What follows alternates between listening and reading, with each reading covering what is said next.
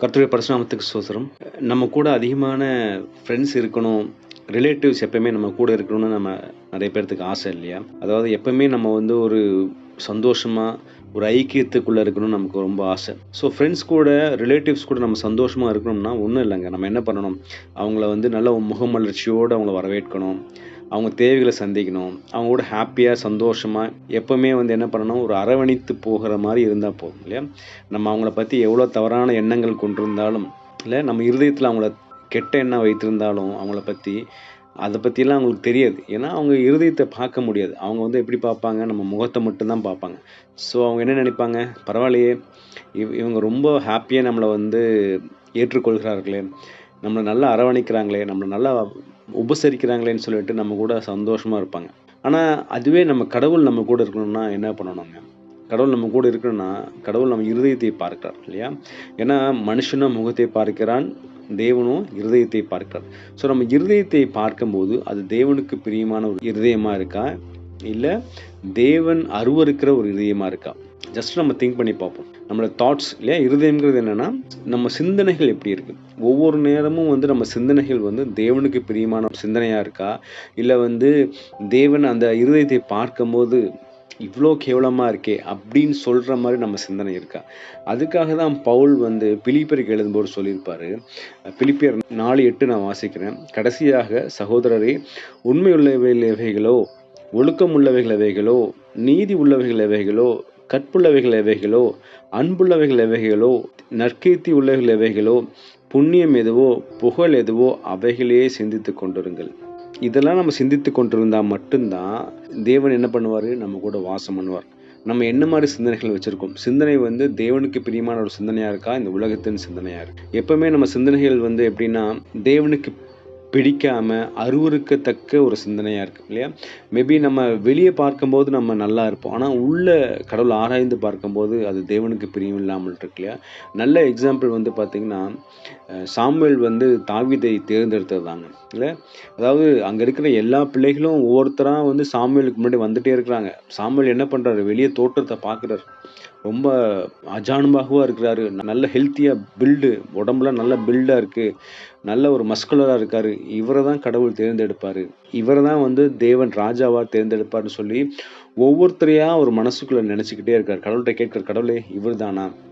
இவர் தானா அடுத்த ராஜா?" அப்படின்னு கேட்கும்போது, கடவுள் சொல்றார்ல, "நான் இவனை தள்ளிவிட்டேன். நான் இவனை தள்ளிவிட்டேன். இவன் ராஜா இல்ல." அப்படின்னு சொல்லி ஒவ்வொருத்தரா சொல்லிட்டு இருக்காரு. கடைசியா வந்து சாமுவேல் வந்து அவங்க அப்பாட்ட கேட்கிறாரு. தாவீதோட அப்பாட்ட கேட்கும்போது, "இவ்வளவு தானா உங்க பிள்ளைகள்? இனி வேற யாராவது இருக்கிறாங்களா?" அப்படின்னு சொன்ன உடனே அவர் சொல்றாரு, "இன்னொருத்தன் இருக்கிறான். அவன் ஆடு மேய்ச்சிட்டு இருக்கிறான்." அ அப்படின்னு சொன்ன உடனே சாமுவேல் சொல்றாரு, "அவனையும் நீங்க கூப்பிடுங்க. அவன் வந்தா தான் நான் சாப்பிடவே செய்வேன்னு" சொல்லிட்டு அவருக்காக வெயிட் பண்ணி வந்த உடனே கடவுள் சொல்றார், "இவன் தான். இவரு தான் ராஜா. நான் தேர்ந்தெடுத்த ராஜா. என் இருதயத்துக்கு ஏற்றவன்னு" சொல்லி தாவீத பார்த்து சொல்றார் இல்லையா? எப்படிங்க தாவீத பார்த்த உடனே கடவுள் சொல்றார் இல்லையா? ஏன்னா அவர் இருதயத்தை ஆராய்ந்து பார்க்கிறார். நம்முடைய இருதயத்தையும் தேவன் ஒவ்வொரு நாளும் ஆராய்ந்து பார்த்துக் கொண்டே இருக்கிறாரு. நம்ம சிந்தனைகள வந்து ஃபர்ஸ்ட்டு நம்ம வந்து சுத்தம் பண்ணியே ஆகணும் ஆக்சுவலி. அதுல ரொம்ப கசடுகள் இருக்கு இல்லையா? கஷ்டமான காரியம் இல்லையா? ஏன்னா நம்ம வந்து நெறைய பேர் நம்மளுக்கு எதிரா ஏதாவது செஞ்சிருப்பாங்க. நம்மள வந்து அசிங்கமா பேசியிருப்பாங்கள்ல, நம்மள வந்து கேவலமா நடத்தியிருப்பாங்க. இதெல்லாம் நினைக்கும்போது நமக்கு ஆட்டோமேட்டிக்கா என்ன வருதுன்னா, அடுத்தவங்கள குறித்து தவறான எண்ணங்கள் நம்ம மனசுல ஓடிக்கொண்டே இருக்குது. இதெல்லாம் வெளிய எடுத்து போடணும்னு தான் கடவுள் சொல்றார். இல்ல தாவீதை பார்க்கிறோம். தாவீத வந்து அவங்க அண்ணன்மார்கள்லாம் வந்து ரொம்ப கீழ்த்தரமா நடத்துறாங்க. அண்ணன்மாருக்கு சாப்பாடு தான் கொண்டு போயிருப்பாரு. இல்ல அவங்க அப்பா சொல்லியிருப்பாரு, "நீ போய் சாப்பாடு கொண்டு போயிட்டு அண்ணங்கிட்ட இருந்து ஒரு அடையாளத்த வாங்கிட்டு வான்னா" இவரு ஜாலியா, ஹேப்பியா அண்ணனுக்காக சாப்பாடு கொண்டு போவாரு. ஆனா அவங்க அண்ணன் என்ன சொல்லுவாரு நீங்க பார்த்தீங்கன்னா, 1 சாமுவேல் 17:28 அந்த மனுஷரோடே அவன் பேசிக் கொண்டிருக்கிறதை அவன் மூத்த சகோதரனாகிய எலியாப் கேட்டபோது, அவன் தாவீதின் மேல் கோபம் கொண்டு, "நீ இங்கே வந்தது என்ன? வனாந்தரத்தில் உள்ள அந்த கொஞ்ச ஆடுகளை நீ யார் வசத்தில் விட்டாய்? யுத்தத்தை பார்க்க அல்லவா வந்தாய்? உன் துணிகரத்தையும், உன் இருதயத்தின் அகங்காரத்தையும் நான் அறிவேன்" என்றார். அவங்க அண்ணன் பார்க்கும்போது, அவங்க இருதயத்தில என்ன இருக்காம்? தாவீதின் இருதயத்தில அகங்காரம் இருக்கு. ஆனா தேவன் பார்க்கும்போது, "என் இருதயத்துக்கு ஏற்ற தாவீது" அப்படிங்கிறார். மனுஷன் வந்து தவறா தான் நம்மள நடத்துவாங்க. ஏன்னா, அவர்கள் தேவனிடத்தில வந்தா தான் அவங்க தேவனைப் போல மாறி மத்தவங்களையும் ஈக்குவலா நடத்துவாங்க. அவங்களுக்கு அந்த வெளிச்சம் வர வரைக்கும் அவங்க அப்படிதான் இருப்பாங்க. நம்ம அதை காரணம் காட்டி அவங்கள குறித்து தவறா நினைத்து கொண்டிருந்தோம்னா, கடவுள் நம்ம இருதயத்தை பார்க்கும்போது கடவுள் என்ன பதில் சொல்லும்? அதனால இன்னைக்கு நம்ம இருதயத்தை கொஞ்சம் ஆராய்ந்து பார்ப்போம். தேவனுக்கு பிரியமான இருதயமாய் மாத்துவோம். இல்ல ஒவ்வொரு தடவையும் தவறான எண்ணங்கள் வரும்போது நம்ம இயேசு கிறிஸ்துவ நம்ம இதயத்துல கூடுவோம். கடவுளே என்னோட இதயத்துல வாங்க, என்ன சுத்திகரிங்கன்னு சொல்லி கடவுள்கிட்ட கேட்கும்போது ஆவியானவர் வந்து நம்ம இதயத்தை சுத்தம் பண்ணி தருவார். சுத்தம் பண்ணிட்டாருன்னா கடவுள் எப்பொழுதும் நம்ம கூட வாசமா இருப்பார். கடவுள் நம்ம கூட வாசமா இருந்தாருன்னா நமக்கு எப்பொழுதுமே சமாதானம், சந்தோஷம் தான். அதை தானே நம்ம எதிர்பார்த்து கொண்டு இருக்கிறோம். இந்த உலகத்துல இருக்கும்போது நம்ம சமாதானமா இருக்கணும், சந்தோஷமா இருக்கணும்னு நம்ம நினைக்கிறோம்.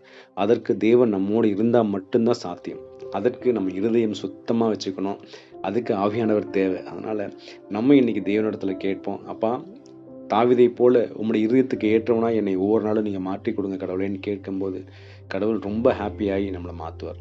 அதனால இன்னைக்கு நல்ல சிந்தனைகளை வைப்போம். உயர்வான சிந்தனைகளை எப்பொழுதுமே சிந்தித்து கொண்டிருப்போம். ஏன்னா வசனம் சொல்லுது இல்லையா, நிறைவானது வரும்போது குறைவானது ஓடி போயிடும். அதனால நம்ம நல்ல சிந்தனைகளை நம்ம இருதயத்துல வைத்திருந்தோம்னா ஆட்டோமேட்டிக்கா கெட்ட சிந்தனைகள்லாம் நம்ம இருதயத்தை விட்டு ஓடி போயிடும். கர்த்தர் நம்மை ஆசீர்வதிப்பாராக. ஆமென்.